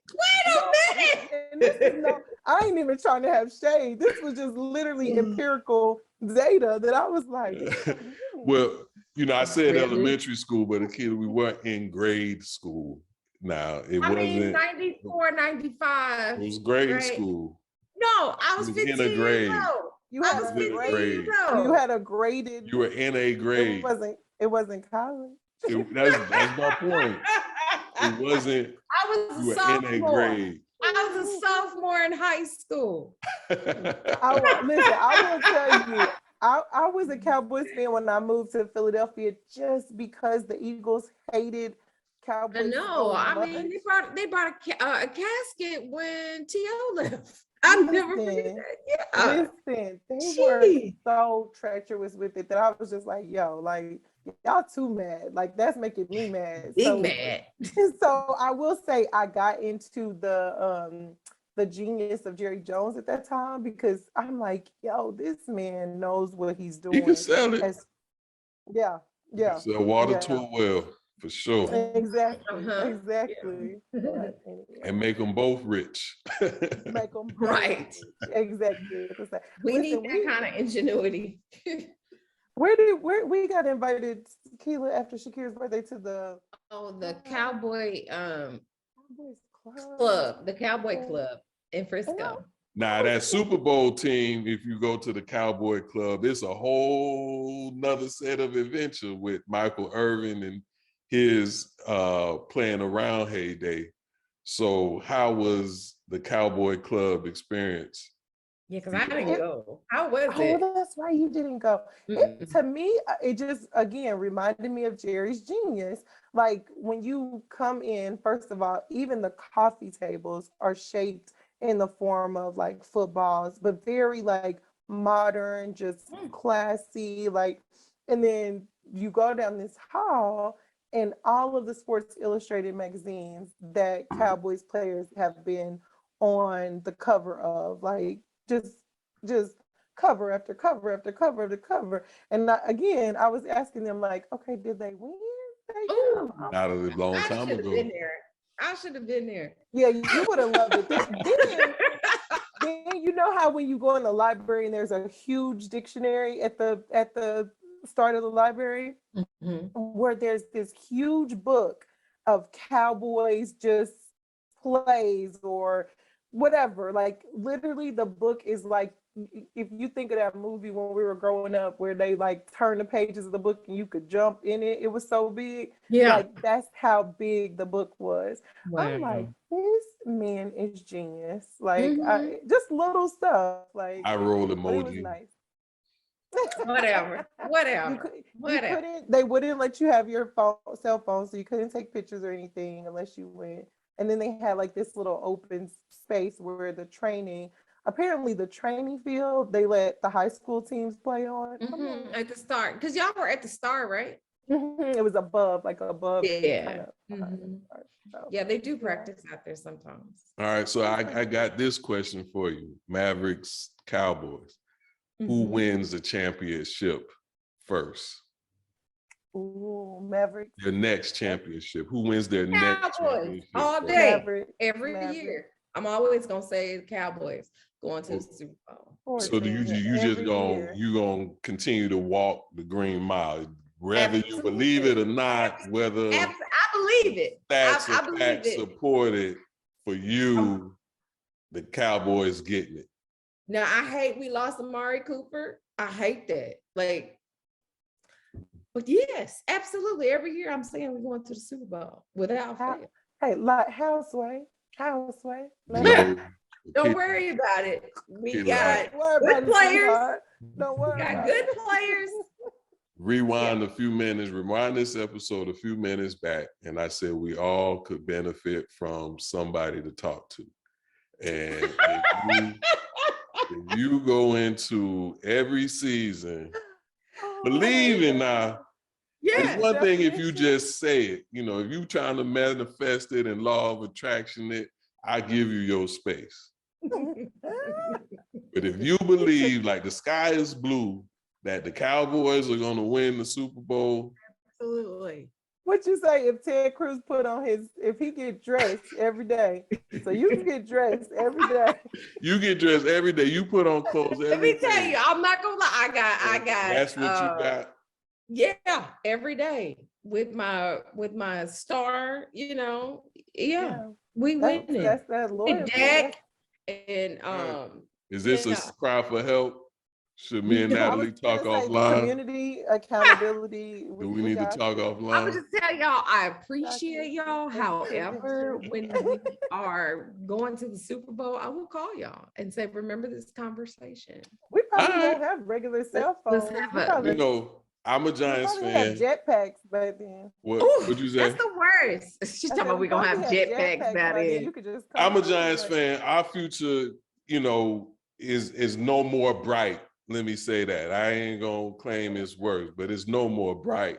But I'm aware of that. I'm excited about the season just to see my team and see what happens. But that's okay. Me and Natalie we gonna talk offline. We gonna find you. Y'all do that. Y'all do that. And then when we'll find you the support this time come February around your birthday, Carlton, we gonna see who's in the Super Bowl. Man, that'll be the worst birthday gift ever. I'm sure it would be being for a Giants fan. Take it back. And you don't even have to worry about getting that gift. Give me the gift receipt. I don't want it.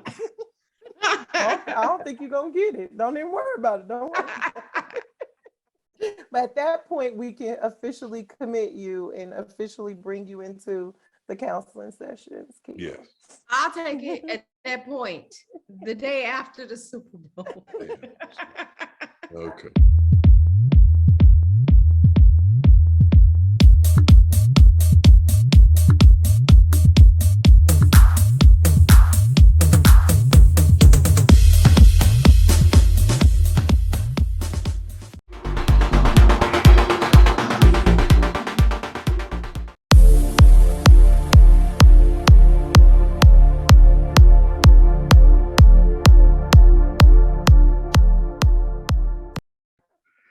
So, Love you know, we talk sports on Unsolicited Genius. We talk entertainment. What I wanted to offer up for conversations with Carlton when we look at, you know, the world of entertainment, music, film, we talk about books. Akela, you're an author, so we definitely gonna bring you back around to talk us through your journey and what you've gifted the world with. But for me, in the last few weeks, if not couple of months, I have seen in the space of entertainment, musicians, actors, their relationships on display.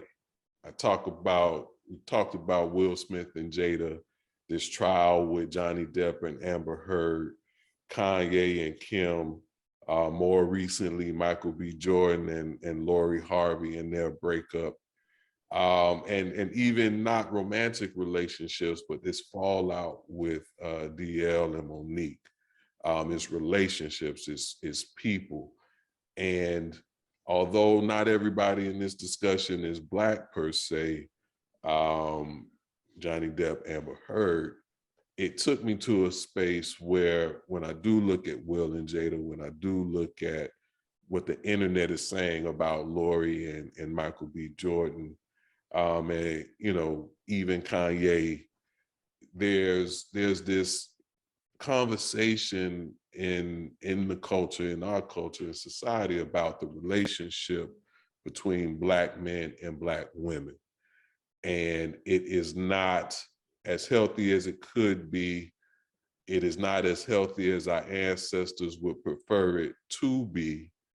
But what I'll open up our discussion for is, why is that and what can we do about it?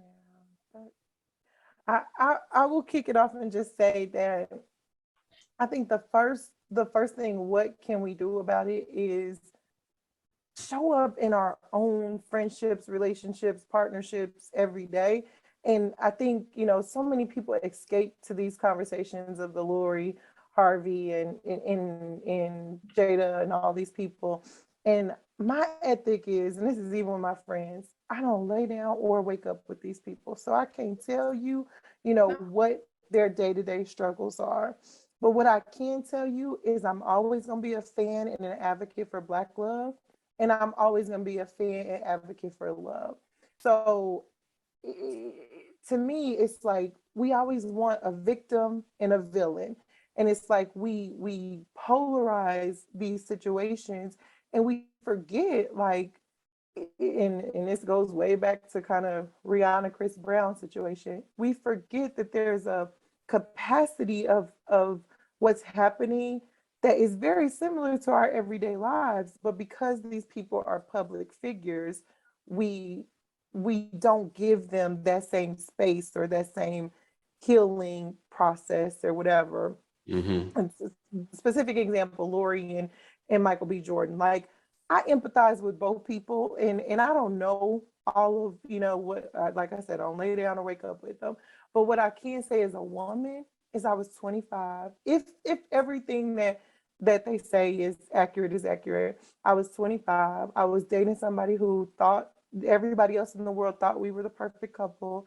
That person wanted to propose.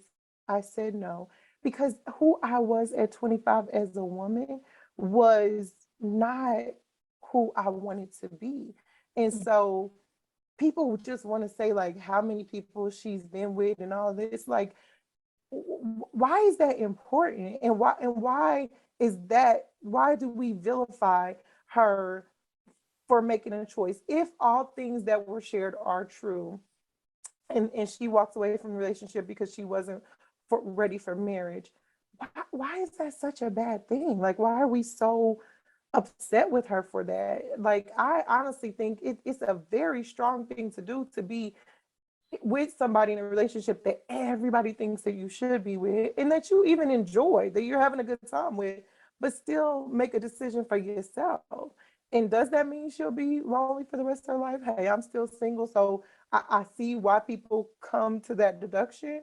But at the same time, who I am today and who I was at 25, and talking to friends who did go into marriage based off of what everybody else thought they should do, they're unhappy, divorced, and not all the times is that the case. Some people can push through. But my thing is stop reducing it to a victim and a villain. Let's realize that these are real people that are going through real life experiences that if we're honest with ourselves, we all, have seen, experienced, or been a part of. So before you respond, Akela, I posed a question in response to you, Natalie, but Akela, feel free to answer as well. Do you think our observation of Hollywood, whether music, or film, wherever, celebrity, in the space of social media, Twitter, all that stuff, et cetera, we do a lot more observation of what they do, how they do. And I think you're spot on with our insistence for there to be a villain and for there to be a hero in all things, inclusive of relationships. Do you think in the space of, Black men relating to Black women, that same dynamic, that somebody has to be the villain, somebody has to be a hero, has infiltrated how we relate to each other and kind of morphs, metaphors, disrupts our perspectives and perceptions? And so in that constant fight, hero villain, because that's a constant battle, that ultimately we manifest that in how we relate, how we're relating to each other? I do believe that there's a part of that exists as far as social media influencing it. But I also believe that, as a culture, we are looking for reasons to validate the things that we either do or don't want. So it's like, I have men all the time, tell me like, oh, y'all in these streets, or y'all out here, y'all. And it's like, you're deducing me because you don't want to make the investment to get to know me and understand me, but you out here when I'm out here. So right, I saw you yesterday in the same street. So I do think like they'll be like, oh, you for the streets or whatever. So I do think, but I don't think it's any different than the Cosby Show, right? I think the Cosby Show gave a certain influence of like, hey, this is what a good wife looks like. And I'm a big fan of the Cosby Show. I love the Cosby Show, whatever. But I think social media, and there's always going to be something. It's going to be a magazine. It's going to be, back in the day, a newspaper or a one-line radio. There's always going to be something that influences people. But at the end of the day, I think that what truly impacts our relationships is our pride and our commitment to this mantra that we have to be a certain thing for each other or with each other. When we don't do that in non black relationships, like it's not that same energy if you're dating outside of your ethnicity. I find that men don't have the same deal breakers when they're dating outside of their ethnicity as they do when. So it's like I think social media plays a factor, but no more than radio, TV, print. Okay, images that we see. Okay, what are your thoughts, Akela? I would say we only, if Black love or love is what it's supposed to be in a relationship, I'm giving myself to you, you're giving yourself to me, we winning together.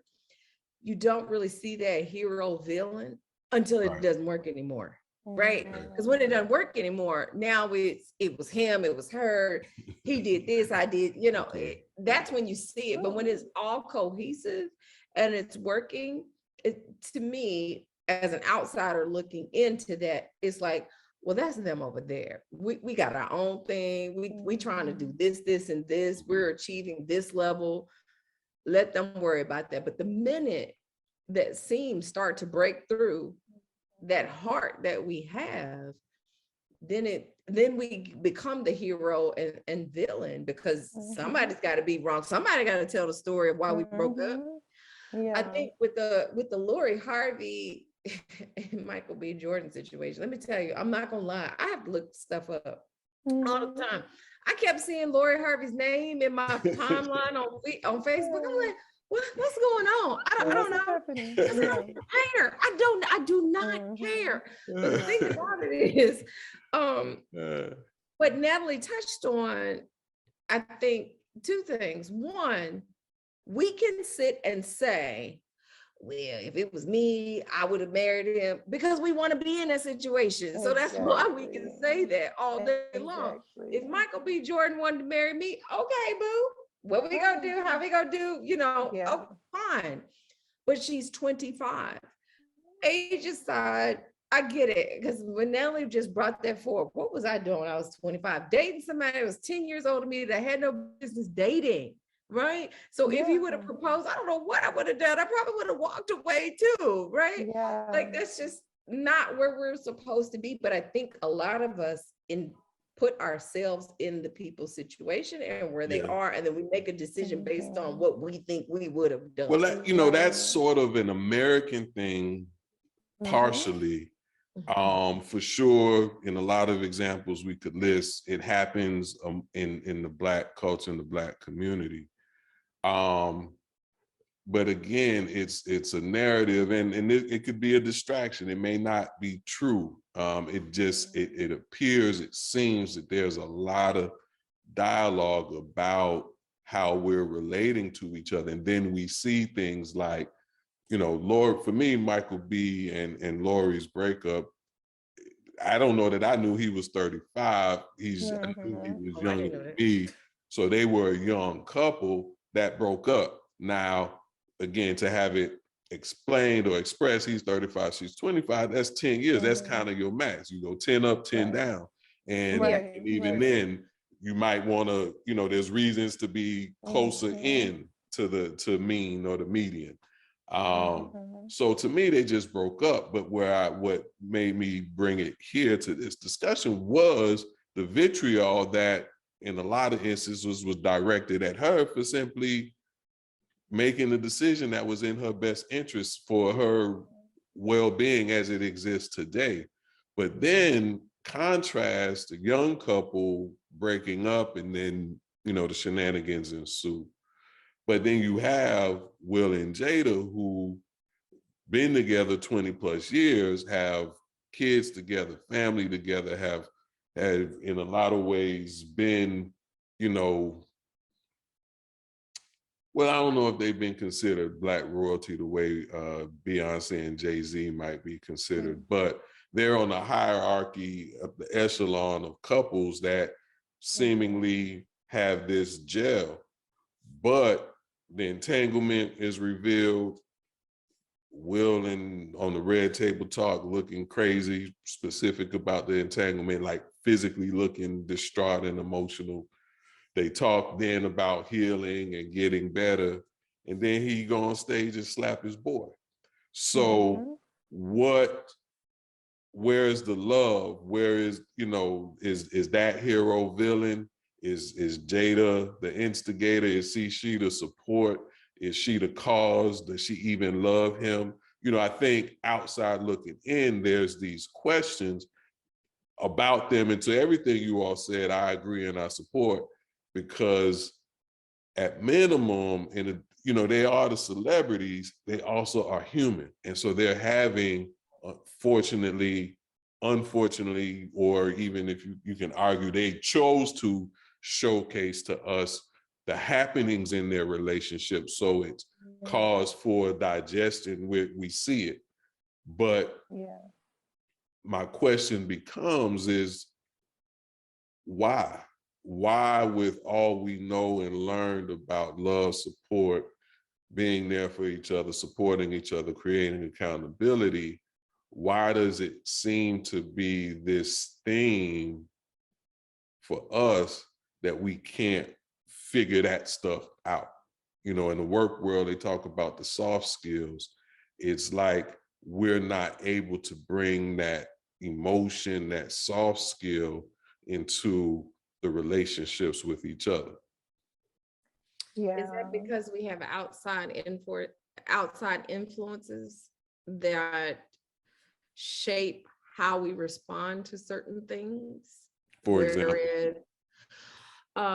whereas, you know, if I'm a woman, well, I am a woman talking to my friends about a certain situation, like, oh, you know, as somebody I'm dating, he never calls me. He only texts me. Well, girl, you know, he got somebody, you know what I mean? Right, Is Mhm. that, is it because of those outside influences? I hear you. And I think that shadowing how we see things? you raise an excellent point, because those influences in the way you describe, you're talking about, you know, you and your friends. I have me and I have my friend. So then if there, you know, shout out to Laura Hill, some miseducation happening within those friendly personal relationships, same sex or not same sex, but with your friends, Mhm. how does understanding evolution, education, nah, that's not a true statement, girl. You know, he texts, he didn't call, it don't necessarily mean what you're saying. Where does that come from, or would that even help? I was gonna say, I think sometimes we all respond to things with our own rose-colored glasses of how we see things, how things have happened to us, and that's going to be the response that I give you about this situation that you come to me with. Mhm. I will try my best to be objective, right? But I will also taint it to what my experience has been. And if my experience has not been great, or if I'm that friend that is like, well, he probably didn't call you because he was doing X, Y, Z. That's why he sent the text, because that's happened to me in the past. You know what I Mhm. mean? I think that's how we, because I think that's how we give advice based on some of the things that have happened to us. I think it's very hard for a person to be completely objective in a situation, Okay. unless you're just being in a situation where you're listening, right? And the person is like, I just need to vent. I don't need advice. I just want somebody to listen to me. I think it's totally different. I think it's hard to be objective in a situation, especially when it comes to relationships. Okay. I personally think culturally we have had this manifestation of what perfection should look like, right? Like, so you take it back to the Coretta Martin generation where, you know, in those times it was like, yo, y'all got to be a perfect couple, y'all representing for the people, you need to look, you know, clean on the outside, right? Whatever happens behind the scenes, you rock with it, you figure it out. And culturally, we've had these, you know, expectations, so to speak, of what a good woman looks like and what a good man looks like. And I think it's been more important in our culture for political reasons in the advancement of our culture, right? So there's that factor.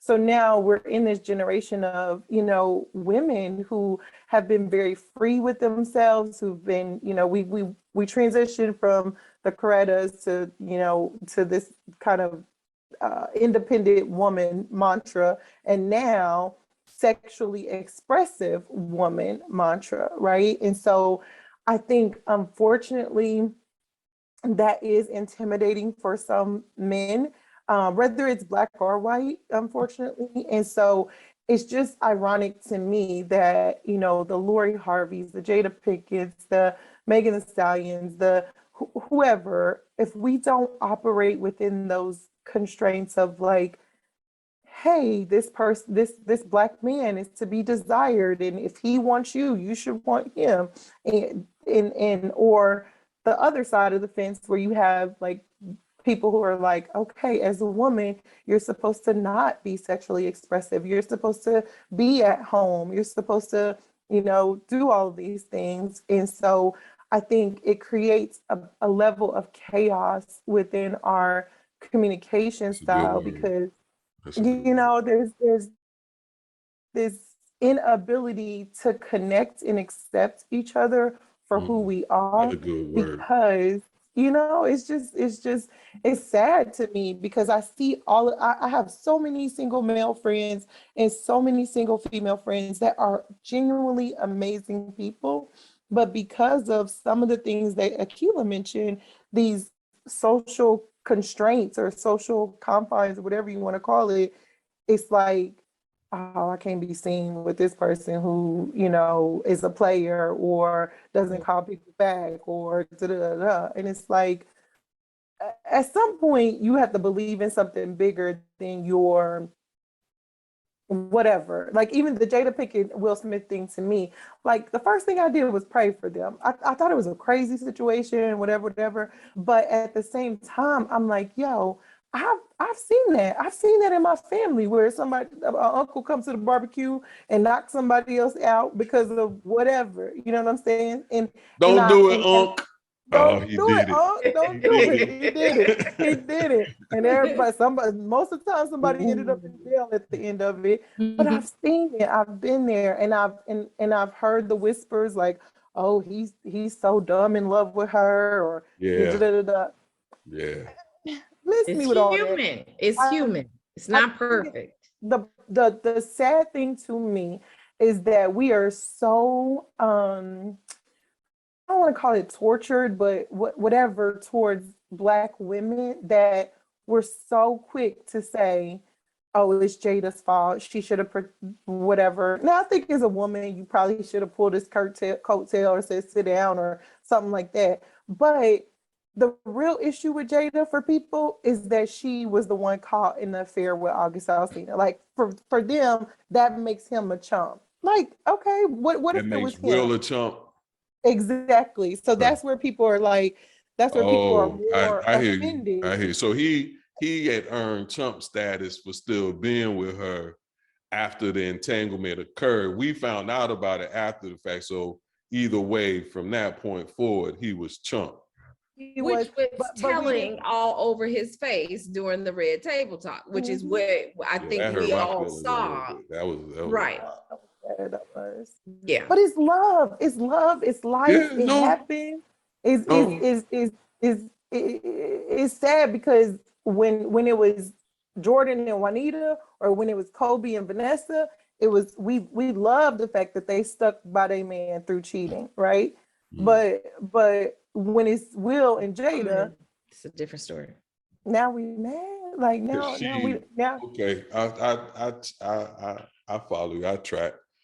So, you know, for me, there's in the Black women, Black man relationships, there's a lot of commentary about what Black men need, being underloved and this, that, and the other. And I think when it comes to how we're perceived in society, we are a threat, whether I'm in a business suit or a hoodie. And so there is a battle that occurs for me, for Black men on a daily basis, where in a lot of instances, it is, the question is raised, will you even make it home, right? So I think from where I sit, I've never in any stage of my life been at a loss for love, whether it was family, friends, you know, I never struggled with that. Now, to go in the workspace, I have been in those environments where people clearly don't want me there. And so that ensues its own set of challenges and struggles, that to have a partner, a spouse, or a girlfriend or somebody, that I too need some TLC, even if it's, for me, you know, I'll run a bath, soak, meditate, play some, you know, binaural sounds and zone out for 15 minutes or 2 hours and 15 minutes. That is it. And so to allow me that space based on what I'm dealing with is also giving me the love that I want and the love that I need. But, you know, as I think about all the points that you all have made, and the images and the perspectives, and the fact that all these people, whether it be Will, Lori, Uncle at the barbecue, are simply having human experiences, and it is offering and allowing them the space to have that. Celebrities, fortunately, unfortunately, we see their stuff, but at the end of the day, Kanye is a man who struggled with some mental health challenges, and he's in some space when it comes to his wife, his ex-wife, and his children. who amongst us hasn't seen that, right? Exactly. And so what I think is the challenge and the opportunity is, as a culture, we've had trauma, and that trauma permeated through the 70s, the 80s, the 90s, the early 2000s. I forget, they call it the 10s, the 2010s. It carried forward and revealed itself in different ways that you all have articulated, from Coretta Scott to Megan Thee Stallion and Cardi B. And so in our relating, whether it be, I think, with our friends talking that trash, or the person, not I say trash, but our friends offering their perspective and opinions, or in that relationship that we're in, is recognizing that we don't have all the answers, that part of how we got here is predicated on unresolved trauma. And so to truly thrive, we got to work through that stuff. We got to talk through that stuff. We got to allow ourselves to evolve through that stuff and find ways not to just continue to perpetuate the same problems, the same undealt with trauma. Somebody has to break the cycle. Y'all don't watch Game of Thrones, but if somebody got to break the wheel, you know. And what I find is we just find new reasons to keep doing the same things in the same ways, whether it's Canvas Samuels or you know, one of these relationships that we've already talked about. We end up just dealing with the same trauma and finding new ways to recycle it. And I think we focus on the negative. There's so many healthy, beautiful relationships out there. We don't see that are not on social media. Yeah. We don't see. True that. I follow so many couples on TikTok, and I'm like, yo, that's excellence. That's love. That's beautiful. You know what I'm saying? But those are not the people that are highlighted, right? And I will say, I feel like there is a re-emergence of Black love, and there is a you know, from what I'm seeing, I feel like the 20s to 30-year-olds, like, they are really invested in Black love, right? And they're really thugging it out with each other regardless. And I think, to your point, Carlton, that protection is different for them than it is for us. Like, I think our generation has so much trauma in that, you know, for me as a woman, like, I have fought hard to protect brothers, like, and I'm in the corporate space where I'm like, nope, you're not gonna do that to him. He's gonna get paid this, he's gonna da. And I have seen, and I have been spit on, you know, obviously not physically, but you know what I'm saying? Like, and it doesn't change my love for the Black man, but it does gives me a little bit of, like, angst, you know what I'm saying? Like, it does make it harder for me to trust that I can be my full and whole self with you without, you know, or you know what, sometimes it is hard for me to sacrifice for you because I helped you pass that test in college. I helped you, whatever. And then I saw you leave, you know, or take somebody else to this, which we weren't even dating, but take somebody else to this awards and give them all the credit and look at me like I never existed. You know what I'm saying? Wow. So it's just this dichotomy that exists. And I think my generation, although we continue to say that, you know, we're gonna fight and push through for love, we also are the generation with the most deal breakers because of that trauma, right? It's like, nah, you gotta call me back. We have a list of deal breakers. It is a lengthy list. But does that come from past trauma, right? Or is it something, you know, some unspoken rule, like, oh, he better call me, he better answer the phone when I call, you know what I mean? Or is that from something else that it's all of the above? I think it's all of the above, and it's, you know, the talk categories, love, fear, you know, that it's a lot of fear emotions absolutely in how we relate. And I think the apprehensions that Natalie articulated, having been, you know, quote unquote, so to speak, you know, burned or betrayed you know, that carries forward, and Natalie's not, but how many other folks that they've been, you know, hurt that time, and they carry that energy forward to that other relationship, to their friendships. Girl, he did me like this, so he gonna do you like that. Man, you know how women be, bro. If they this and they that, I'm telling you, this what it is. And so there's the, and it's the trauma, not my experience, because I didn't go through it, but what my older brother, uncle, his next door neighbor, grandfather experience carried forth, and that thing found its way to my ear in a space where I was vulnerable and able to be influenced by it, whether that was me as a teenager or in the midst of, you know, relationship drama that I may be going with. At that point of vulnerability, the advice I get feels a little better, but it's still touted in anger and hurt. It may not be total victimhood.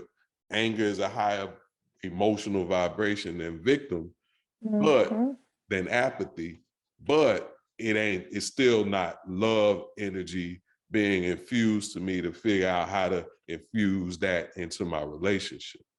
And I read this thing one time where it said, like, a lot of times it's easy for people to date outside of their culture because they don't connect you with the trauma. So it goes back to like what you said, like if I'm a Black woman and I'm dating a Black man and he misses a dinner appointment, or somebody sends me a picture of him out to dinner with the business associate, because I have these history of men in my life who have been cheaters or who have, you know, disregarded vows or anything, like I automatically associate that. Now, if it's a white man and you send me a picture of him, I'm like, oh, he's on a business. Like my automatic assumption, you know what I'm saying? So it's like, I just thought that was so powerful, because it was like, and the same for men, like they can't be as vulnerable with us because they feel this responsibility to be strong because of their relationships with their mothers or their aunts, having to protect their sisters or whatever. And so they're irritated with us because even though we provide them a space to be vulnerable in, they can't even relate. I've literally had dudes like so comfortable and then they just jump up, you know, like, cause it's like at a certain point they realize, oh, yo, you're a Black woman. You could use this against me at any time, you know? It's like, wait, what just happened? We was chilling. Like, what? I didn't do nothing. Where are you going? Right. Like, okay. So it's unfortunate. And I believe a lot of that is rooted in the fact that we don't have true identity in our culture today. And so there's all this insecurity that kind of, you know, bound, like in our culture today, the identity of a white man is typically going to be like they're successful, they have this, right? And a white woman is going to be this. But for a Black woman or a Black man, there's no foundational identity that is automatically associated outside of strong Black woman and defeated Black man. So it's like there's this insecurity that comes with that. I never really thought about it like that. That's something I've never thought about it like that, but you make a good point. Well, what I would offer is, you know, it seems in our time together. So first and foremost, thank you all. This has been a pleasure. In each segment, whether it's the headline news, the sports, and now, you know, entertainment, but we're really talking about relationships. A recurring theme is mindset, right? And where each individual exists in the range of mind, mental health, and then in turn, how they move around and exist with it. I think you're right, Natalie. As I scroll the gram mostly, but even Facebook is mostly friends and family. And so, you know, my people back in Miami, I see a whole lot of love occurring with each other, for each other. I see the evolution of so many people. I got one dude, I love following him on his posts because we grew up together. I don't know, I remember elementary or not, but middle school for sure. And we couldn't stand each other. We, you know, we was always on the edge of a fight. And life, you know, took us along our different paths. And I'm me, and when, you know, to come back around full circle and kind of learn more and see him and his experience, he's all love. I mean, he dropped love bombs, and, you know, with his kids, his wife. I mean, it's brilliant, it's beautiful. And so that's out there. But I think you're right, it's not what we see.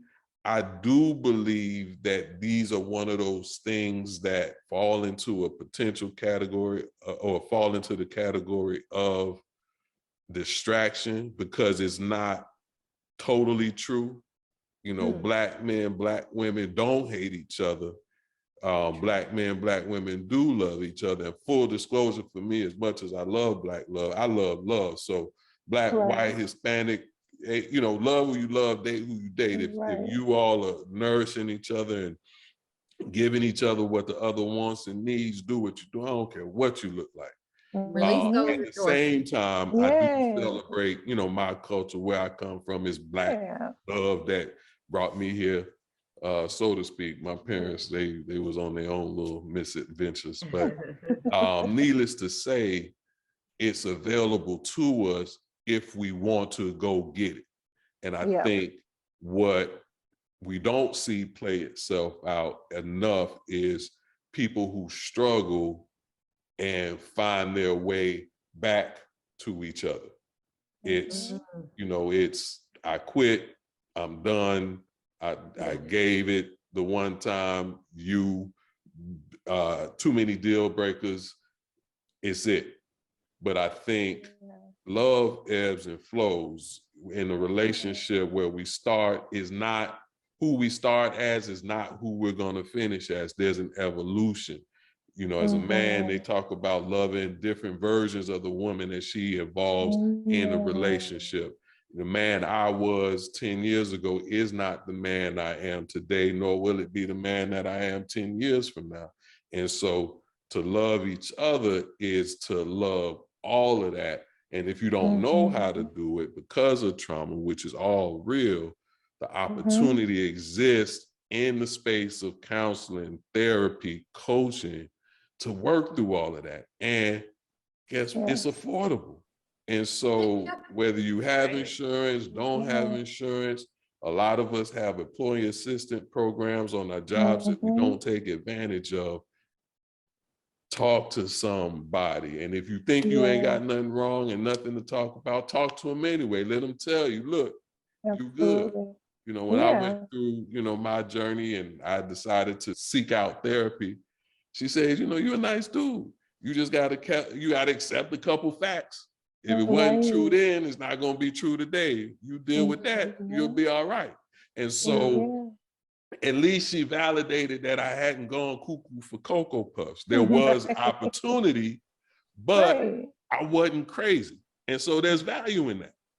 And so all that to say, I love y'all. I can't wait till we do something else again. Love each other, love yourselves. This has been Conversations with Carlton, an Unsolicited Genius production. And as always, good morning, good afternoon, good night, and we will catch you next time.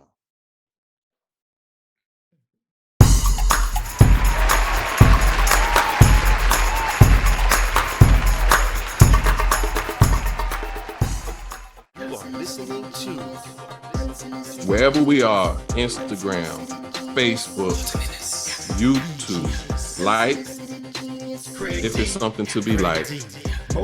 Subscribe if it's something to be subscribed to, and follow. That's how we grow our reach. It's how we grow our brand.